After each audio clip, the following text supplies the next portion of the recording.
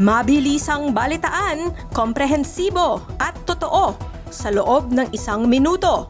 Simula na ang Diskurso Tidbits. Mabagal ba ang internet mo? Pwes, pwede ka nang magsumbong sa gobyerno salamat sa Oplan Bantay Signal. Aba, mukhang hindi na pwedeng magmalaki ang mga telco sa atin.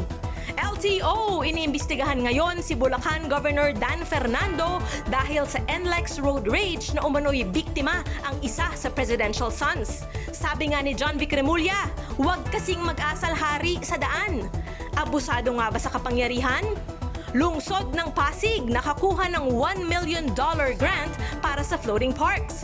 Ang Pasig ay ang kaisa-isang syudad mula Pilipinas sa hanay ng 24 winners na pinili mula sa higit 630 applicants. At Clark Airport nakalusot sa lahat ng balakid, pasok sa listahan ng world's best airports at arrivals for 2025.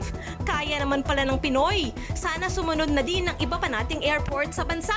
Balitang mabilis, komprehensibo at totoo. Yan ang Diskurso Tidbits.